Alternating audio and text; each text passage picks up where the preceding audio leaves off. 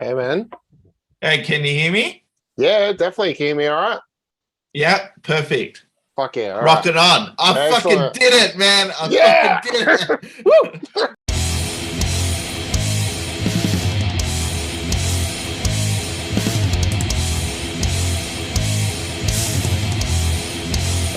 So last time we spoke, right? You were saying that you were working on another album that Yes. wasn't gonna be themed. And that was 9 months Yes. ago. That was 9 months ago. Oh, So, right. so Cool. that's like it's like a baby, like the gestation period. So I just want Wow. to hear what the fuck it is, All man. right. Cool. Yeah, yeah. I baked it. I baked it full turn. Yeah. Okay, That's good. it, man. Yeah. Um, yeah, well, I think with this sort of stuff for me, because I know how much uh, effort I have to put into it.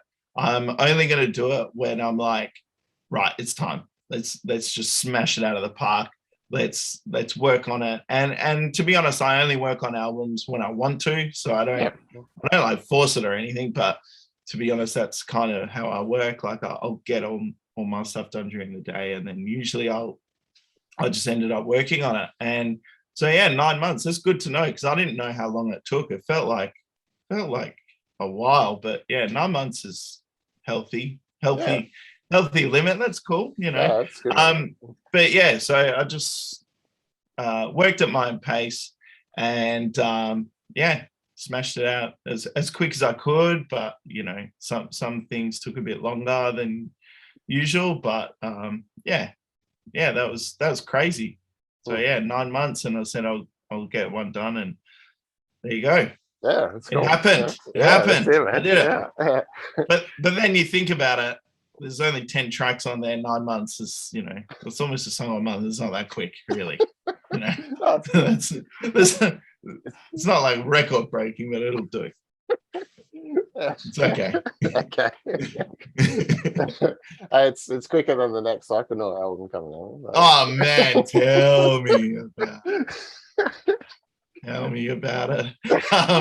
You'll have to speak to Mark about that one. There's some tracks with that. And then they'll probably get written and then probably redone 17 times. And then we'll have our first song. You gotta get these things right, man. Yeah. Yeah, there's doing it and then there's doing it right. But you gotta have the doing it part first. Yeah. Yeah, no, it's a tough one. It'll happen. Yeah. We'll probably have a 50-year reunion with the third album release. Oh man. You got so talking about Psychonaut, you got Mikey back. That's cool. Like, Yeah, Mikey's back in the fold. I think, yeah, no, it's cool. It's good to have that dual solo guitar stuff going on. yeah, And yeah. yeah, to get Mike back was awesome. I think he said I played in the band for 8 years and now I've been gone for 8 years and now he'll be back probably for 8 years or something. So, it's probably like a flow thing for him. I don't know. Yeah. 8-year cycle, but that's cool. Yeah. That's good. No, it's cool to have him back. Yeah, it's awesome. He's a cool guy. Yeah, he's a good guy, good guitarist, and yeah, it's fun to be back on stage with him for sure. Yeah, awesome. That's cool. Mm. So how did that happen? Like, did he call you up and be like, "I'm ready to come back"? Like, how did it happen? No, it was like Mark just going, I think I'm going to ask Mike back, and I go, okay, cool, and then he just called him up, and he was like, yeah, cool, I'll do it, and that was it. And then I think we only had like 2 rehearsals with him. 2. Was it 2 or 1? No. Yeah, it's like 1 or 2 rehearsals. And then we're at that convenience gig. So yeah, awesome. Yeah. It was cool. Yeah, it was cool. It's good to have him back. Yeah, totally.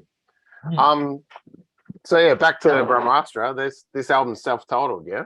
So yeah. What made you decide to go the self-titled route? I mean, there's some, what do you got, like Metallica, the Black Album, and like Motley Crue, the self-titled one, like Black Sabbath, fucking Motorhead, a bunch of them have done it. What made you decide this was the one for you to do? I think because all of them were concept albums, I think, before, and so they had a theme and they had to have something that kind of encompassed the whole record. So Alpha and Omega. The first one was about like the creation of the world and the destruction of the world, and then 12th Planet was obviously all about the Sumerian and Anunnaki.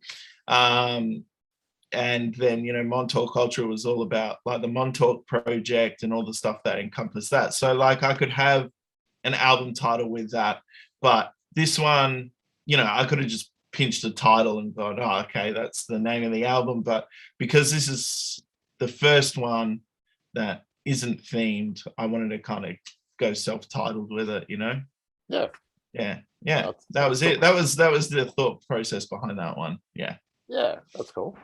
You were saying the earlier concept albums, some of them had like a specific sound because of the theme or whatever. So what with this one, did you change the sound up at all because of whatever the topic of the song was? Yeah, so whatever the instruments that I wanted to use for that. So like Wanjina, the song Wanjina has the didgeridoo inside it, on it. Yeah. Inside it, the worst. And Man with the Green Gloves is about like the Tibetan connection, so that had to have Tibetan chanting and those ancient Oriental sort of sounding instruments. Skinwalker starts with an American Indian sort of war chant or war dance. So yeah, and even the licks in Skinwalker, I kind of wanted to use the scales that they used in the sort of like the pentatonic scales that the Red Indians use or American Indians use, and kind of turn that black metal-y. So yeah, that was the whole theme sort of behind it. Whatever the song was that I was, so I had the songs that I wanted to write first. Yeah. And then I was like, right, I've got to make the song reflect that song title. So yeah, everything was kind of pre-planned in that aspect. So yeah, I had the song I wanted it to be about, and I had to write around that. So it was like sort of like the way I did those concept albums in the past, but you're just focusing on one song. Yeah, that's really cool, man. All right, I was thinking, so I've got the list of tracks, the 10 tracks. Okay. Talking about their like different, topics and stuff. Okay. Let's go through them if that's all right. Sure. So we start with Brahmastra, right? Like, yep. What's what are we talking about?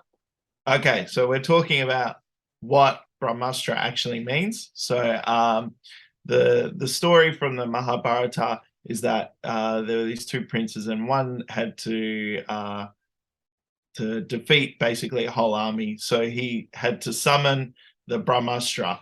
And so the cool thing with that and like ancient astronaut theory is there's been like parts of the world where they've found glass, and the glass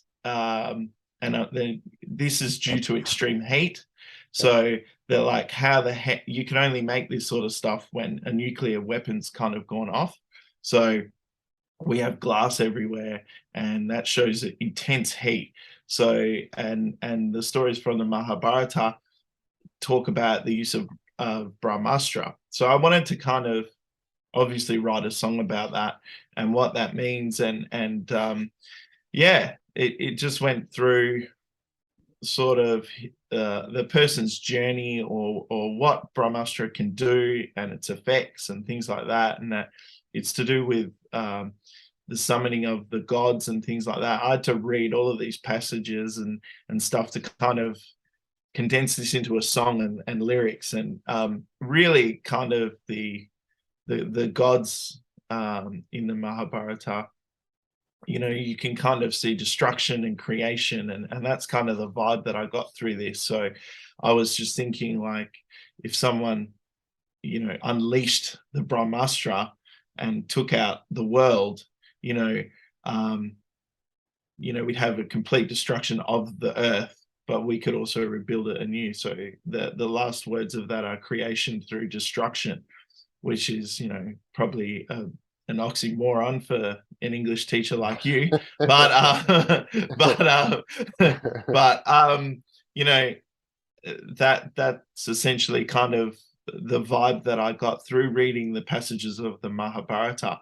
And I was thinking, wow, man, imagine if the world has gone through this before as well. I obviously didn't put those in the lyrics, but it makes you think, like, have we had ancient civilizations here that are millions of years old that we don't know, and they've kind of hit this peak of technology, and they've kind of, because of mankind and their race or their sort of primal instincts, that they've destroyed each other and they've had to rebuild anew, and the gods come and help rebuild the new, and then the process goes again, and then we have to do it. And mankind now is, we achieved that in the 40s, that we could actually blow up the whole world, and who's going to be the crazy dude to let it off? And then is there intervention from extraterrestrials or gods that come in and rebuild the new? So yeah, that first track was really just about the invoking of the Brahmastra and using some quotes from particular passages from the Mahabharata. Yeah, awesome. Yeah, cool. Yeah. So then we got Project Bluebeam. What's that? Okay. All right. Now this one was cool to research, because I ended up on my own theory for this one. Cool. So Project Bluebeam, the way I knew it from reading it through, whatever, from years of researching into like extraterrestrials and stuff like that. Project Bluebeam was meant to be, in my opinion, it's not, but the whole thought was, the governments are going to stage an alien invasion, and that's how they're going to unite the world, and we're all going to be under this one kind of banner, and that's how they're going to impose the new world order and all of this sort of stuff. And through researching it, I was like, okay, so like there's 4 stages in the Project Bluebeam. The first one is they're supposed to find archaeological discoveries that kind of prove that all the religions all over the world are completely false. We've been misled. This is the true religion. And then the second phase is there's, I can't remember number 2 now. Oh, this is terrible. So yeah, they find all this archaeological stuff, and then there's meant to be like a rapture. So the rapture happens, and it's in the Project Bluebeam sort of conspiracy world, it's meant to be a hologram. And this hologram goes out all over the world, and everyone sees it. So it must be absolutely ginormous. But so they see it, and it can speak in whatever language you know, and it's different for everyone. And the god that shows is the god that you follow. So for every single person, it'll be different all over the world. Okay. And then it kind of molds into this true God, and it deceives everyone that, this is the actual true God. This is like the rapture, where, it's all happening. And then the next part is, there's wars, obviously, with warring clans for some reason. And then the next part is that some entities or the gates are unlocked to the spirit world, and they all come in. Now, the one problem I had with all of this was, I was like, how is UFOs actually tied to this? Because that doesn't make sense. It sounds like one world government, one world religion, but I'm not seeing how this can be extraterrestrial, like linked to extraterrestrials. I don't see how that works. So then I was like, I can understand how you want to bridge the dimensional gap to the spirit world, or whatever interdimensional creatures are out there, and bring them in. But this has nothing to do with extraterrestrials, in my opinion. So when I wrote that song, I talked about the archaeological finds, I talked about the one world government, I talked about the one world religion, but then the UFOs are just left out of it. But the deities or the interdimensional beings that are coming in, I was like, hang on, this sounds a lot like some of the stuff I've read about CERN. So if you know the Hadron Collider in Switzerland. Oh yeah. Sure. And some people are like, oh, this is like the Mandela effect. So the Mandela effect is like something that you know as a kid, and then now it's changed. And some people believe that was due to the activation of the Hadron Collider. And so I was like, well, that kind of makes sense. Like if we could activate the Hadron Collider and then bring in the interdimensional beings that way. And there was this really weird opening ceremony for something in Switzerland, and I think it had to do with CERN that I saw, and it was bizarre. Like if you look up on YouTube, strange opening ceremony, like you will see this thing. Have you seen it? No.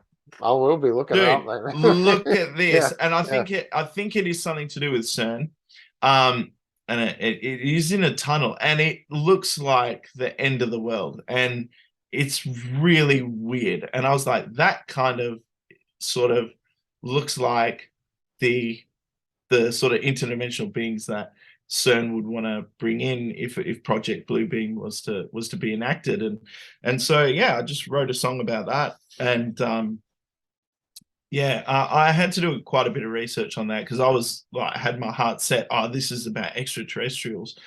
And then the more I read about it, I was like, that doesn't fit any of this stuff.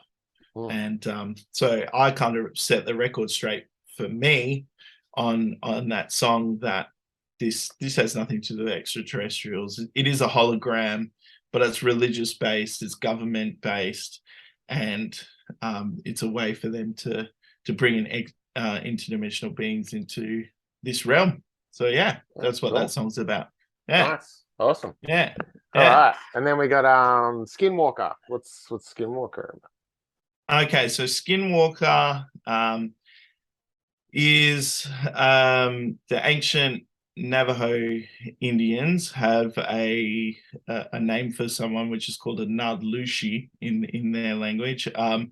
So they believe that there are skinwalkers around, and I just thought that was a cool song to write about. But so the beginning has like a spoken word sort of thing, and it says like, beware the white ash, and people who know nothing about skinwalker be like, what does that mean? But a knife dipped in white ash is what can kill a skinwalker. And have you heard of Skinwalker Ranch at all? No, I don't think so. Okay, all right, okay. So Skinwalker Ranch was a ranch that was put in, which is in a Navajo Indian sort of, sacred-ish site, I guess. And someone had a ranch there. The story goes like this family moved in there, and they had all of this paranormal activity, weird things happening to them. One of the weird stories is that there was this wolf that went to get one of the rancher's cattle, and he shot at it. He did shoot it, and he said it was just massive, and he shot it like 3 or 4 times, and it just was not fazed by any bullets or anything. And then the locals came up to him and said that's a skinwalker. A millionaire bought the property after Bigelow, not Juice Bigelow, some other Bigelow. And he runs a space program. He's really into UFOs and all of this stuff. And they did like a 10-year like paranormal investigation of the property, and they would hear stuff. They would see stuff, but their cameras would kind of, when weird stuff happened, it would like shut off at the time.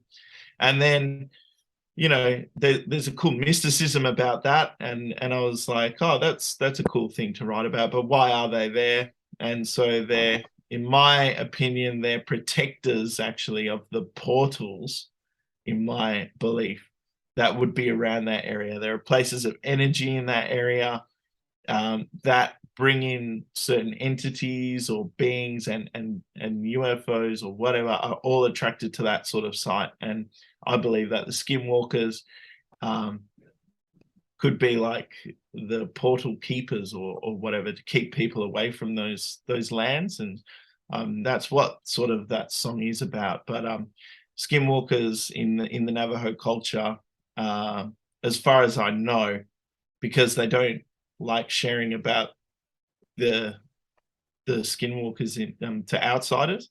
But yeah, essentially they're like a medicine man or a shaman or a priest, whatever, who turn to the dark arts and can shapeshift into other animals or the beings that they sort of have as their spirit animal, I guess. So yeah, I just thought that was a cool thing to write about. A little bit, not so much ancient astronaut theory or like government program, but cool topics nonetheless. So yeah, I'll chuck that in there. Yeah, cool. So then we got the birth of the transhuman. Oh man, did you listen to the whole intro? No, Did you make it? No, I didn't. Sorry, yeah. I'm sure I will like when I listen again. But no, that's all right. That's all right. That's cool. So the intro was actually all. If you listen to it, it's meant to create sort of confusion for the listener. So it's all different splices of news stories that went from like the beginning of COVID to, you know, we've all got to get vaccinated, to there's riot police, and then, you know, it ends with the almighty, absolute most evil man on the planet at this point in time, Klaus Schwab. I hope you're listening, Klaus, who is like, you know, he says this really strange line that is just before the music starts, and he says it's a fusion of our physical, our biological identity. And I'm like, man, that's such a weird thing to say. I mean, these are the same guys that are telling us that, you know, the climate's getting warmer and we're all going to die, and the only way to save the planet at the moment is to eat bugs and you know, oh, you'll own nothing and be happy, you know, I'm going to reset, we're going to do a great reset, you know, some complete megalomaniac evil man. And so that song started with the sort of the COVID thing, because when I started writing about it, you know, we'd had COVID for about a year or whatever, but we were having these, you know, we had to get shots to go to work. We had to have this vaccination and stuff like that. It's actually pretty funny because yesterday there was a member of parliament in Belgium, I believe, that's come out and spoke to a person in Pfizer in parliament and said, did you know that this stopped transmission? And they said, oh no, we didn't test for transmission. And that's you know, that didn't hit the worldwide news, but that only happened just yesterday. It's a pretty big thing to like not mention, because the whole thing for us to get vaccinated was to keep everyone safe. If you don't, you're selfish. And they didn't even test for transmission. But the head of the CDC, you know, all the parliamentarians around the world were saying, you know, this will stop transmission at the beginning. We all know it's a lie now, because I had to get vaccinated, but I ended up catching it, and I'm sure millions of other people did, you know. And then it kind of went deeper into the conspiracies, like what if there's nanobots in there and they program you and they're able to activate these nanobots inside you and either, you know, kill you outright, or are you mind controlled? Are you a slave race? You know, that's kind of what Birth of the Transhuman is about. Because yeah, it'd be weird one day when they say, oh, we got these devices now, and you know, artificial intelligence is coming through now in this world. And imagine if they said, oh, we can make you all smarter with the click of this, for those who got vaccinated. And that's kind of what it's about, but mostly making people into slaves. All of the stuff that we had to go through there, you know, get vaccinated, do this, show us your passport, show us your medical certificates, you know, how you so you can enter this venue, and there was such a push for it. And at the end of the day, imagine if it was to control the whole human race. And that's what the Birth of the Transhuman's about. Alrighty. Yeah. And then we got the Greys, which I'm assuming is the aliens, right? We're talking about aliens.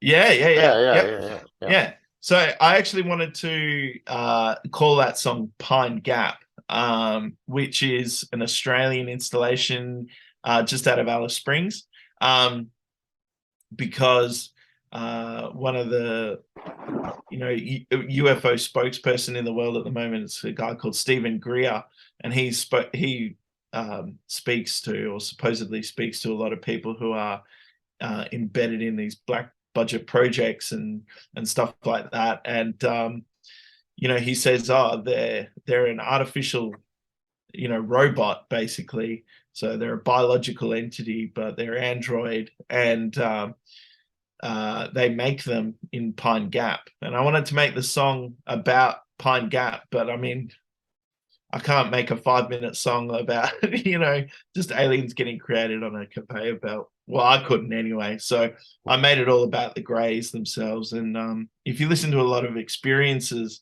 or people who've been abducted, some people say that the Greys came into my room and took me, but they're not life. They're not life forms. They're a robot. And I was like, wow, that's so interesting. Imagine if they are. And so I kind of wrote that song about where they were made. So I had to throw Pine Gap in there. And it ends sort of with an abduction scene and how terrifying that experience would be for someone. So yeah, awesome. That's cool. Yeah. Then we got the Man with the Green Gloves. Yep.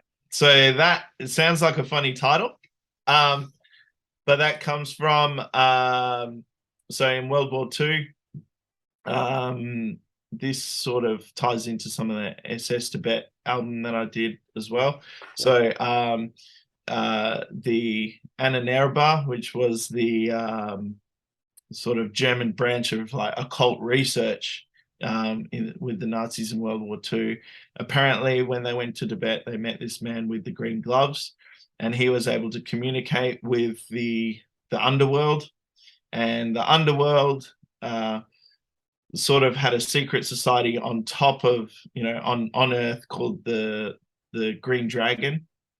And these guys were actually like mystical, very spiritual, and they sort of can steer the world into some directions. And that song's about, the Annanerba meeting the man with the green gloves, bringing him to Germany, and helping him fight or help steer the war for the victory for the Nazis in World War II.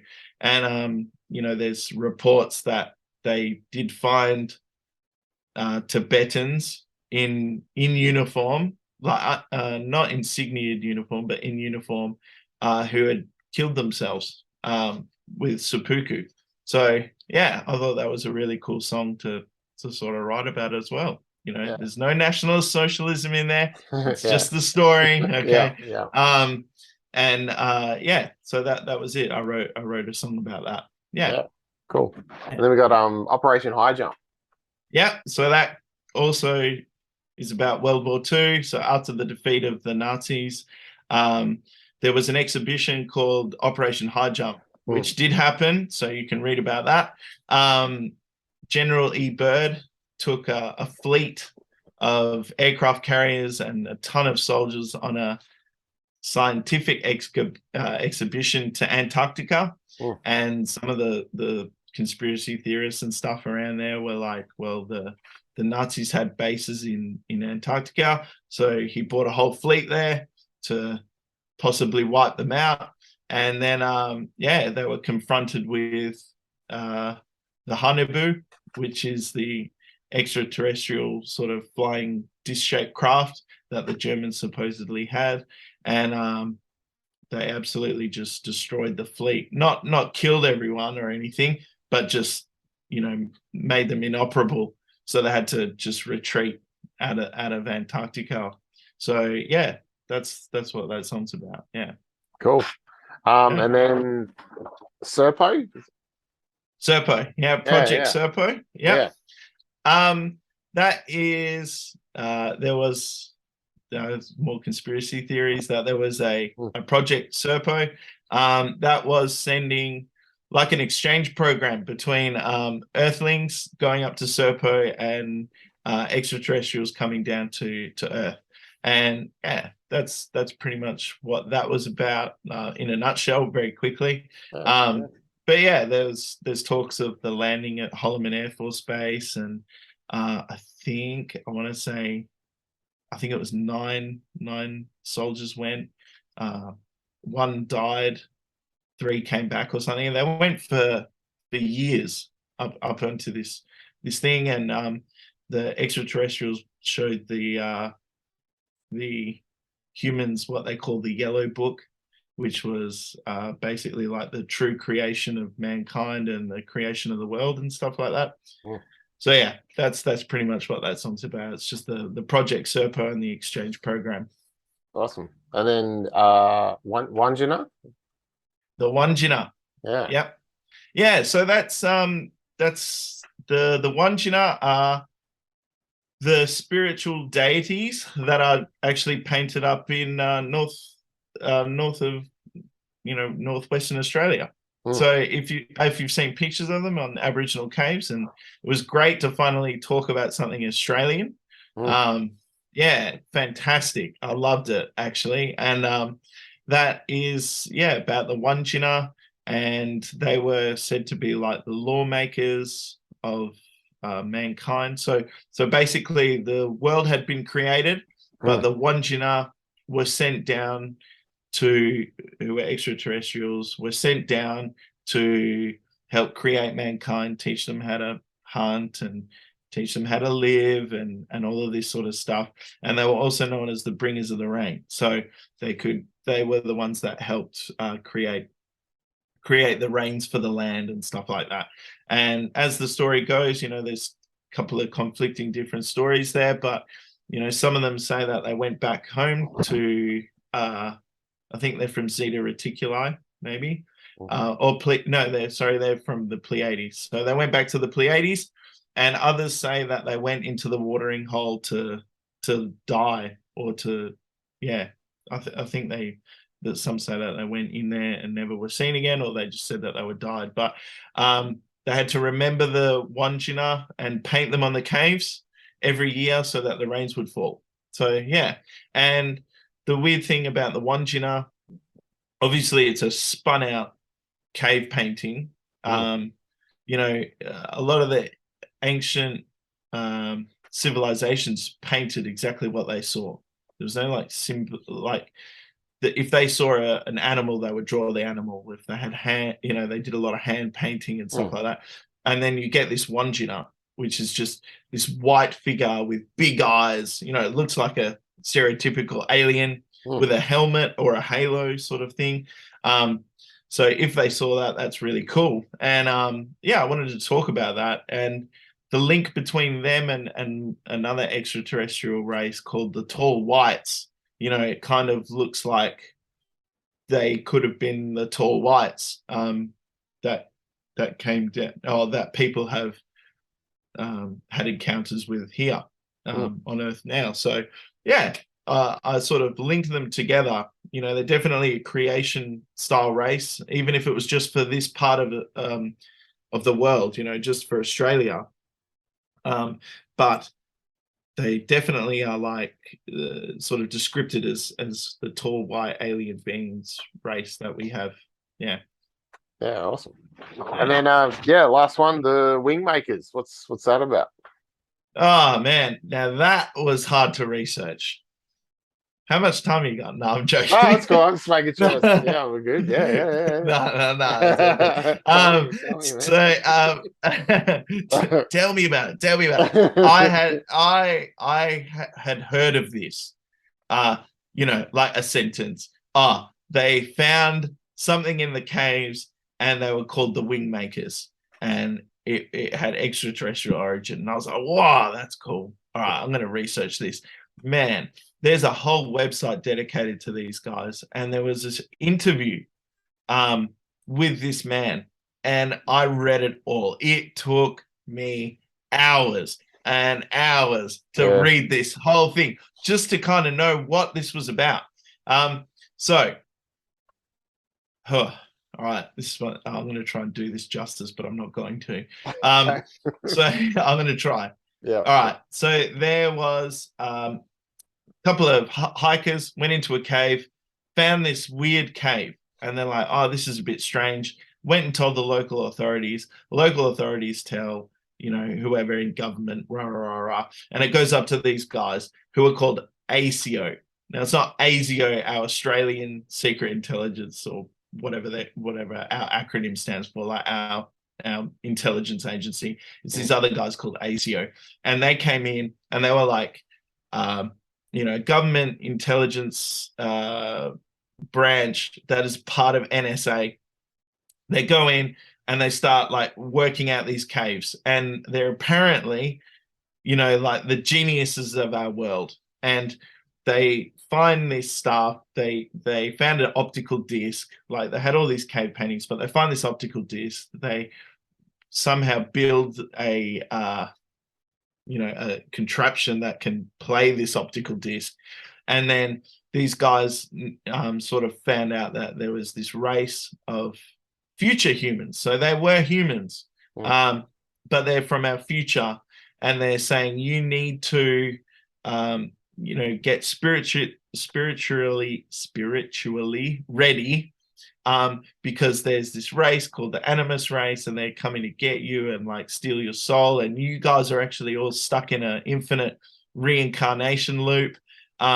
And you need to look at our paintings, listen to our music, and spiritually grow. And you guys will need to build a time machine.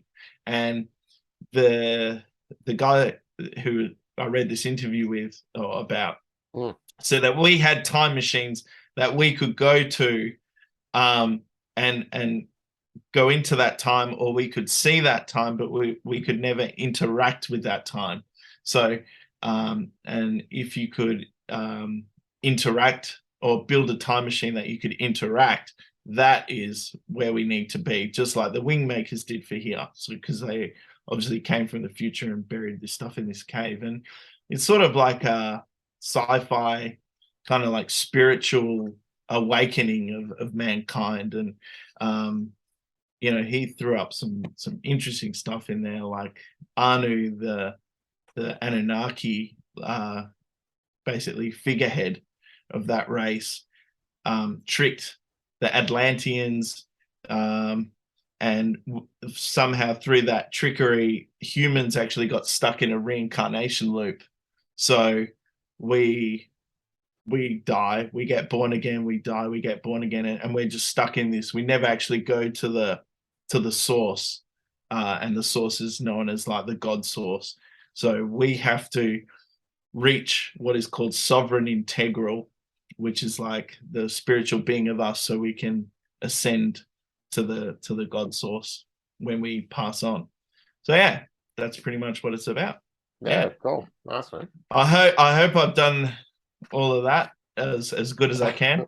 And mentioned everything. But yeah, it's pretty full on stuff. A lot of reading, a lot of watching documentaries and stuff. So yeah. Cool. Yeah. So this is available on YouTube on the weekend, which is exciting. Yes. Yeah. On Sunday at 12 a.m. our time. Yeah. And the reason I made it 12 a.m. our time is because most of the people who listen to my music are, in other countries. So it'll be a better time for them. So yeah. So I'm sure I'll be fast asleep when it's released. But yeah, we'll see. Yeah, that's cool. Yeah. And is there plans to put out like a physical release, or is there another way people can access it, or is it for now is it just a YouTube? So yeah, I love these updates. Look, it's gonna be on Bandcamp. Okay. It's gonna be on Bandcamp. Yep. I'm back on. Hey, there we go. I haven't. Yeah. So I'm back on. Probably not to the delight of Bandcamp itself, but whatever. Like, nah, screw that, man. Like, unless they just leave me alone or whatever, or I don't get cancelled for this third time. So I just signed back up.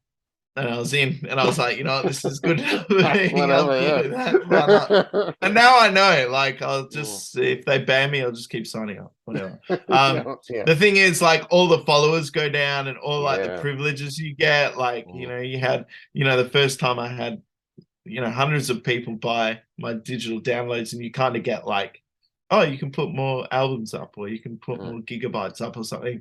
So I don't even know if I'm actually going to be able to put all my albums up this time, but I'm definitely going to put the new one up. Cool. And people can get that digitally. I have been contacting some record labels to try and get it done physically, so get some physical releases for people. Cool. Once I hear the word that it's good to go, I'll definitely let everyone know and put that up, like, so you can buy the CD and have your own little copy. Excellent, man. Cool. And what's next for Brahmastra? Like, are you let it sit for a bit, or you got some other ideas brewing? Will you do another concept album, do you reckon?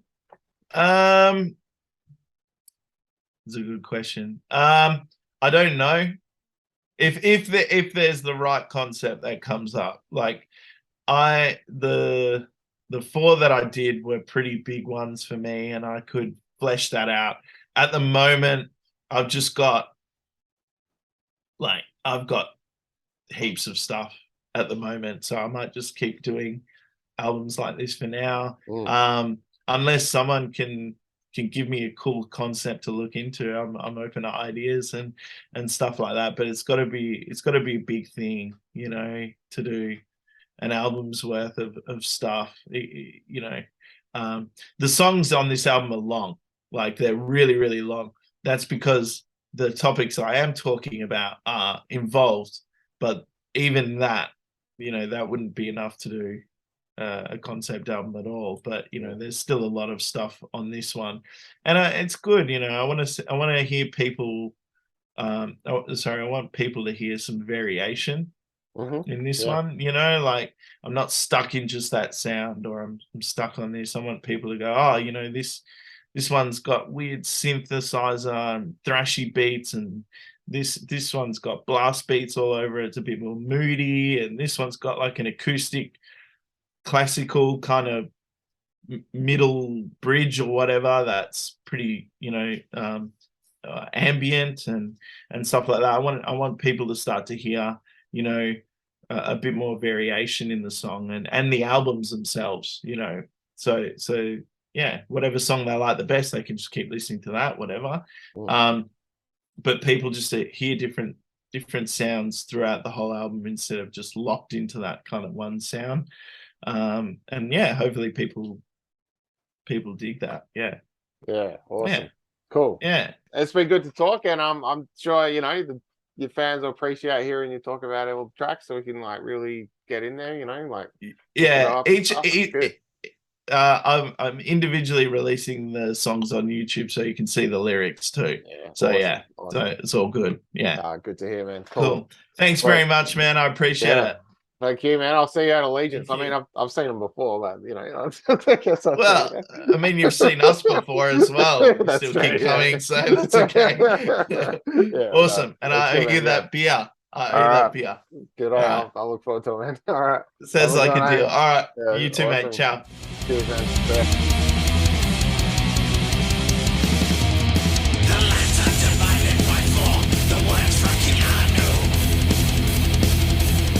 That was cool. That was a good night, actually. I enjoyed it. Yeah, me too, man. It was awesome. Yeah.